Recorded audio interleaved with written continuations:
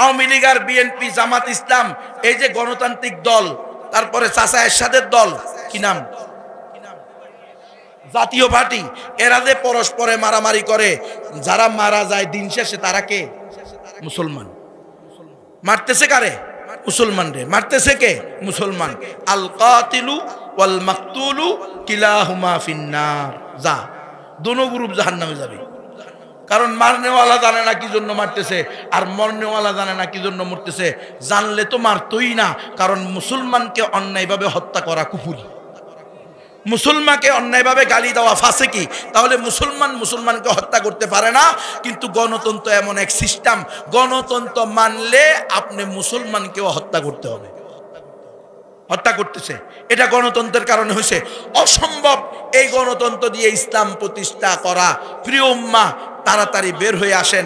এই গণতন্ত্র দিয়ে আজমতে বাবরি মসজিদ আজমতও রক্ষা করতে পারবে না, বাবরি মসজিদও রক্ষা করতে পারবে না। কত আন্দোলন, কত মিছিল, কত সংগঠন, কত কিছু মুসলমানরা সেই 1992 সালের 6 ডিসেম্বর থেকে নিয়ে এই পর্যন্ত করতেছে। কোনো কিছু হয়েছে? কোনো কিছু হয় নাই। ওই দিক দিয়ে দেখেন, বাইতুল মাকদাসকে সুলাইমানি টেম্পল বানাবো কইছে না রে?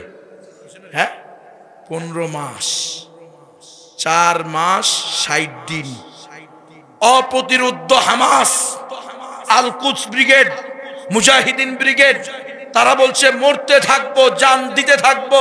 আমাদের মায়েরা, আমাদের বোনেরা, আমাদের ছেলেরা, আমাদের নিরপরাধ শিশুরা, বৃদ্ধরা, তারা অকাতরে জান দিবে। নাও, প্রতিদিন 1000, 1200, 300, 700, 70, 50, 100 যত লাগে নাও, কিন্তু আমরা বিন্দু পরিমাণ আল্লাহর বিধান থেকে পিছু হটবো না।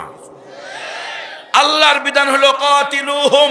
এই গাজ্জাতুল ইজ্জার অধিবাসীরা, যদি প্রকৃত ইজ্জত চাও, প্রকৃত স্বাধীনতা চাও, প্রকৃত কামিয়াবি চাও, প্রকৃত নিরাপত্তা চাও, প্রকৃত বৈষম্য বিরোধী রাষ্ট্র চাও, তাহলে একটাই পদ্ধতি, হাতিয়ার তুলে নাও, অস্ত্র তুলে নাও।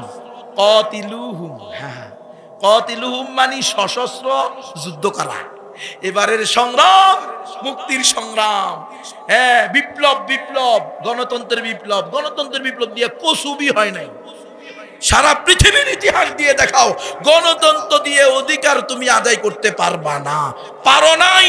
গত 100 বছর আমরা নির্যাতিত, নিপীড়িত, নিষ্পেষিত, নিগৃহীত।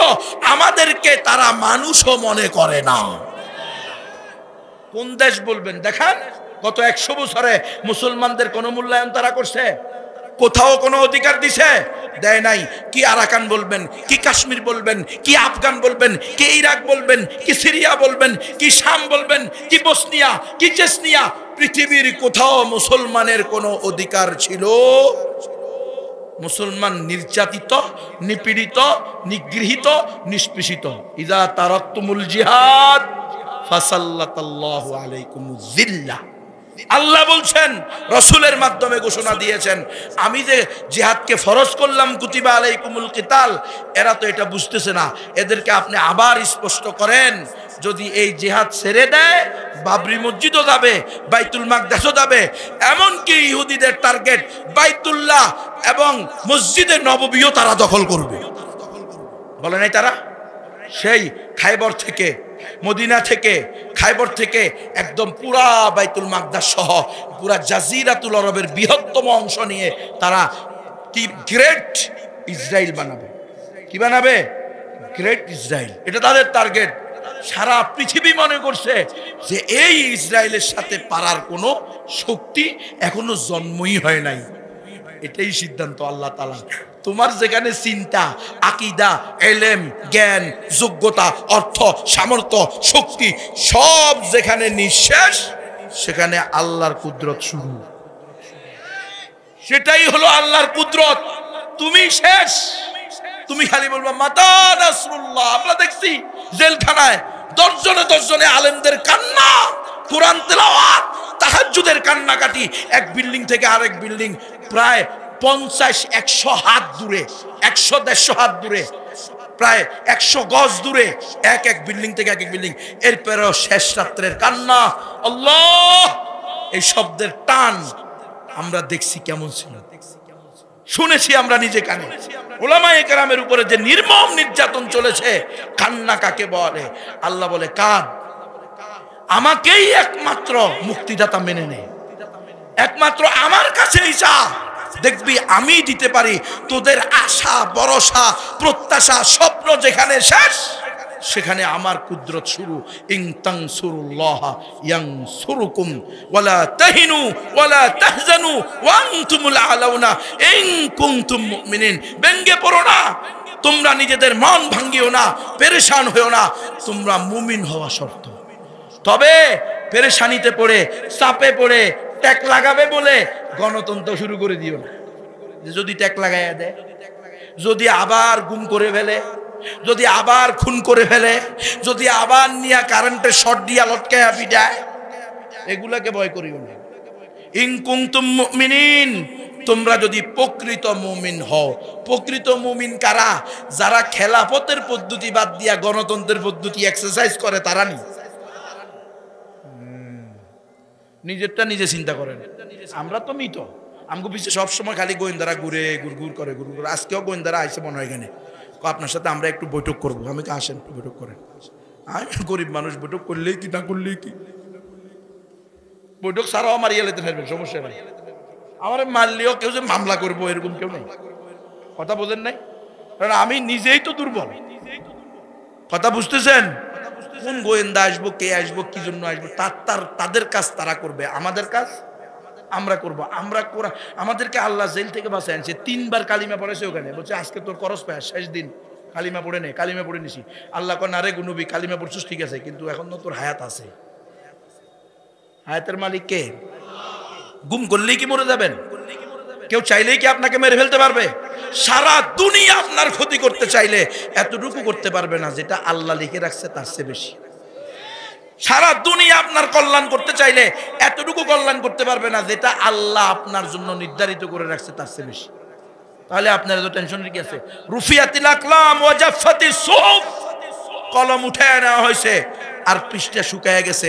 নতুন করে তকদির লেখা হবে না মুসলমান, নতুন করে তকদির লেখা হবে না।